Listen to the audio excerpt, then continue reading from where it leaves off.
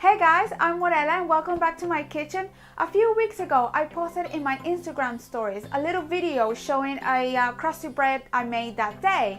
And that video got a lot of comments from you saying to share the recipe. So today, I want to share that recipe with you. So the result, it's a crusty outside, soft inside, French style bread. Really delicious and super easy because there's no kneading involved. You just have to mix the ingredients, let it proof and bake. That's it. Now this bread, because it's homemade and it doesn't have any sort of preservatives, it's really to be eaten the same day. So without further ado, let's go and jump onto the recipe.